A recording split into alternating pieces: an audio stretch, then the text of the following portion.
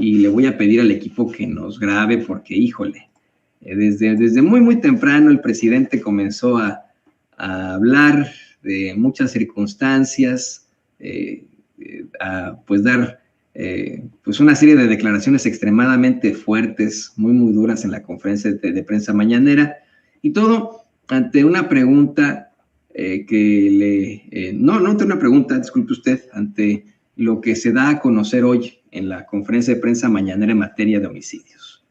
La secretaria de Seguridad Pública, Seguridad y Protección Ciudadana, Rosa Isela Rodríguez, no solamente habla hoy de estos pues artículos decomisados que se entregan a miles de familias vulnerables o de la regularización de autos chocolate, sino que cierra su exposición exhibiendo en la mañanera el informe del INEGI que muestra las cifras preliminares de los homicidios a nivel nacional y por entidad en 2022, con las que se plantea que de enero a diciembre de ese año, 2022, disminuyeron los homicidios 9.7% respecto a 2021 y que hay una evidente tendencia a la baja desde 2020.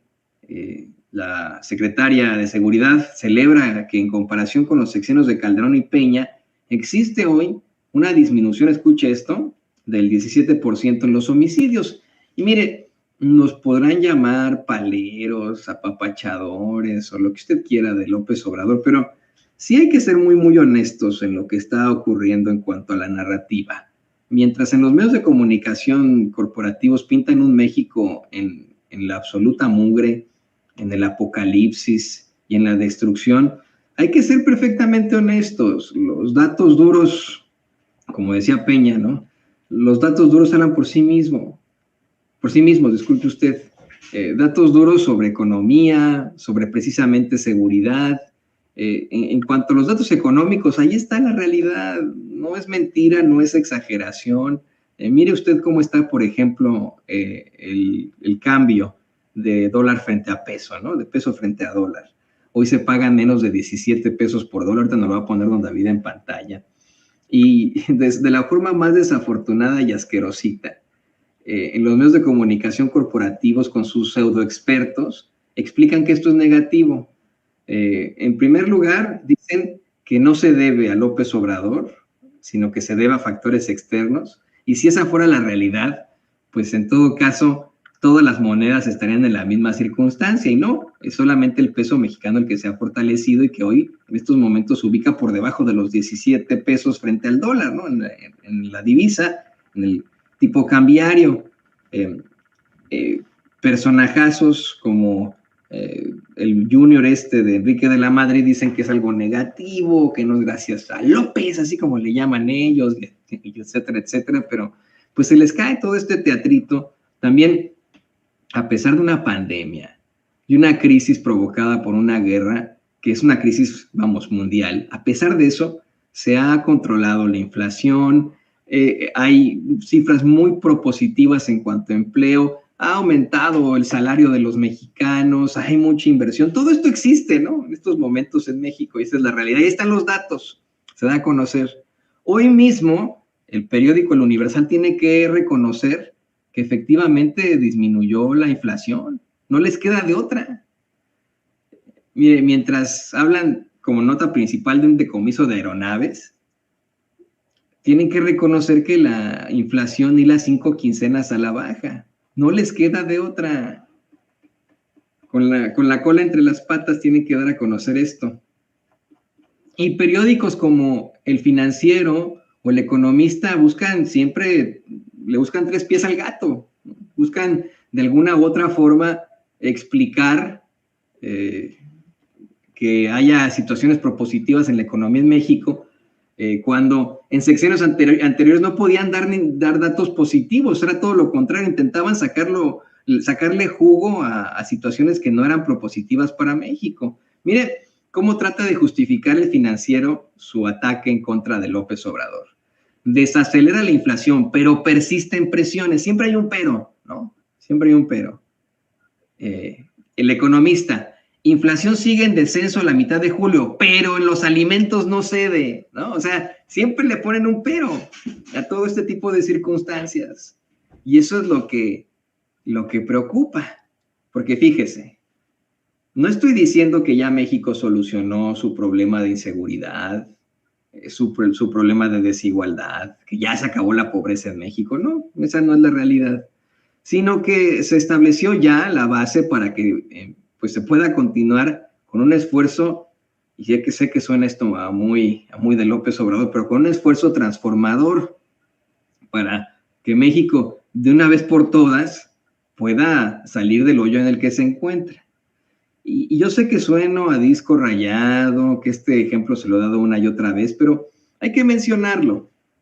Definitivamente no se va a poder resolver todo el problema que dejaron desde, pues vamos, ya ni siquiera quiero mencionar Carlos Salinas de Gortari, muchísimos presidentes de antaño, podríamos decir incluso que desde López Portillo, incluso a la fecha, hasta Peña, esta destrucción absoluta en la que dejaron a México, esta ruina absoluta en la que dejaron a México, no se podría resolver en 6 años. Hace algún tiempo lo platicaba con el queridísimo padre Alejandro Solalinde, amigo de este espacio, a quien yo respeto y admiro muchísimo por su congruencia, de cómo es que México, al final del sexenio de Enrique Peña Nieto, en definitiva se enfrentó al gran holocausto mexicano. Esto lo decíamos el padre y yo, con mucho respeto, por supuesto, al pueblo judío y también al pueblo alemán, ¿no? Lo decíamos con mucho respeto al hacer este comparativo. México, al convertirse en una narcofosa, al concluir el sexenio de Felipe Calderón y al convertirse ahí sí en una situación de destrucción absoluta al concluir el sexenio de Peña Nieto, pues se enfrentaba a su holocausto, al holocausto mexicano. Se enfrentó a una situación terrible.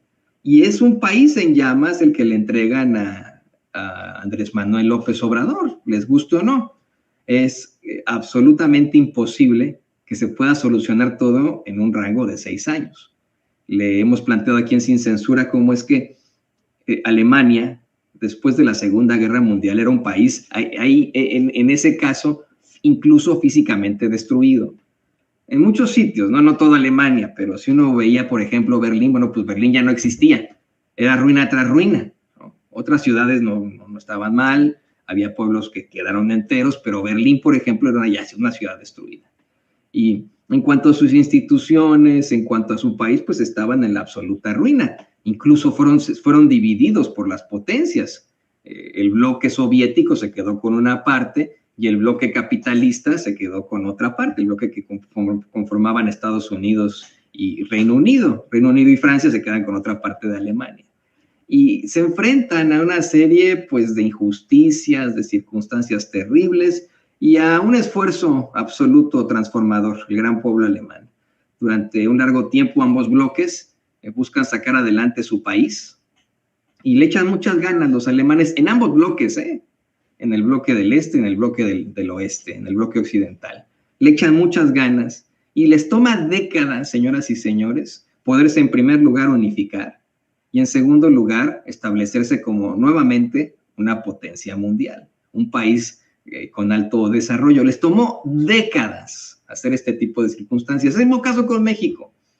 A México le puede tomar décadas enfrentarse a este rezago y esta problemática por cuestiones de inseguridad, pero no se va mal.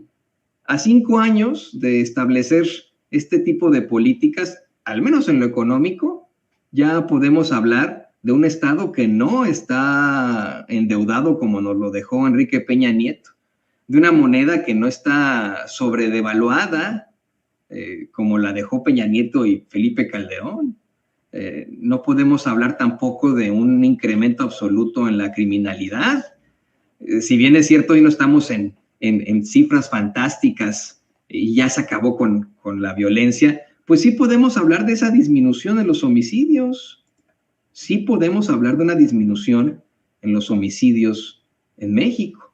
Y hoy así lo reportaba la secretaria de Seguridad Pública, Rosa Isela Rodríguez. ¿Cómo es que, miren, de 2021 a 2022 se reporta una disminución del 9.7% en los homicidios? Y si hacemos el comparativo entre los sexenios de Felipe Calderón y Enrique Peña Nieto, podríamos hablar incluso de una disminución del 17% en los homicidios. El presidente dice, bueno, pues que ese dato es para celebrarse, en definitiva, para exhibirse. Esa es la realidad. De hecho, dice, bueno, quisiera hacer, el presidente así lo plantea, ¿no? Quisiera hacer un llamado a mis adversarios para que, en todo caso, haya una circunstancia muy distinta y no se desesperen tanto ellos, ¿no? Se serenen ante los buenos datos, tanto económicos como en seguridad, que existen en estos momentos en México. Buenos datos económicos y sociales, ¿no? Dice, a ver, no es para que se vayan enojando, sino para que se tranquilicen y le vean por otra parte. Dice que pues en lo económico nos ha ido muy bien, han mejorado los salarios, somos de los países con menos desempleo del mundo, ha ido creciendo la economía, se tiene una política económica estable con una buena recaudación de la hacienda pública, no se ha solicitado deuda adicional, porque esa es otra, eso que no lo habíamos platicado hace unos momentos. Efectivamente, no se solicitó deuda durante la pandemia, ni durante la crisis provocada por la guerra. No se solicitó deuda como sí se solicitó en tiempos de Calderón y de Peña, de una forma terrible. Esa es otra circunstancia importante. El peso es la moneda que más se ha fortalecido en el mundo con relación al dólar. Ha llegado inversión extranjera a México como nunca. Ha crecido el índice de la bolsa de valores e incluso ayer se dio a conocer el dato de que está bajando la inflación. Y me viene a la mente lo que hace un par de semanas planteaba el muy misógino de Víctor Trujillo en su personaje de pseudo sátira política en Latinus, esta plataforma chayoteril de choque que le pertenece a la familia de Roberto Madrazo Pintado, a quien él, Víctor Trujillo, exhibió hace ya muchos años en el programucho en el que cosificaba a la mujer allá en Televisa por haber hecho trampa en el maratón de Berlín, precisamente, el Wunderbar en el maratón de Berlín, precisamente, y ahora pues es su patrón, ¿no? Roberto Madrazo, y no dice nada. Hace algunas semanas le presentábamos aquí en Sin Censura, si no me equivoco, lo hacíamos durante la celebración por los 5 años de la transformación, del triunfo de la transformación, unas declaraciones infames de Víctor Trujillo, en las que en su personaje tenebroso aseguraba que al menos Peña Nieto, Calderón, Fox, Zedillo y Salinas tenían 5 cosas que se les podían rescatar de su gestión y que a López Obrador ni una sola, que no había hecho una sola cosa en su gobierno, ni una sola, decía Víctor Trujillo, ¿no? Con todos estos datos que están allá afuera. Me vino a la mente eso porque en aquel entonces, cuando pasábamos estas imágenes ese día, a mí sí me provocó un poco de indignación que se le mienta así a la gente. Hay mucha gente que ve a Brosito como si se tratara de un líder de opinión y le creen todo a este cuate. A ese sujeto que ha sido exhibido aquí en Sin Censura por Marta Olivia López Medellín, usted la conoce perfectamente, gran periodista de Tamaulipas, por haber recibido un chayote hace algunos sexenios precisamente del gobierno de Tamaulipas, el tipejo que en algún momento también salió con la mentira de que la conferencia de prensa mañanera era una preproducción de Jesús Ramírez Cuevas y que él tenía pruebas, que las iba a presentar. Eso lo dijo hace años, nunca presentó las pruebas. Una cantidad exorbitante de pendejadas que ha dicho y con las que se ha consagrado como un embaucador. Con todo esto a mí me dio mucha indignación con las declaraciones esas que hizo de que no tenían una sola cosa buena este gobierno, ¿no? En esta narrativa que le quieren plantear a la gente de que todo es blanco-negro, no hay una escala de grises, y con la que se van muchos de los seguidores de Brosito y de sus espacios.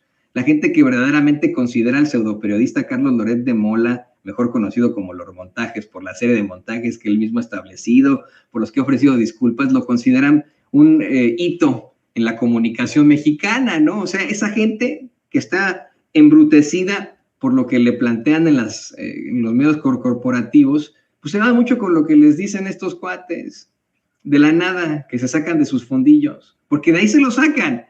No tienen datos duros, no tienen pruebas, escriben o les escriben sus pinches columnas ahí como pueden, les encanta leer prompters, no saben improvisar, todo es un pinche prompter, ¿no? Todo es prompter, todo es tarjeta. Ellos son los líderes de opinión y se van con la finta de lo que plantean este tipo de sujetos. Así de sencillo. Me da mucho coraje, me preocupa, porque por semana traen una narrativa que a veces les funciona y a veces no. Desde ayer lo platicábamos ya con Laura Ceballos Alcázar y con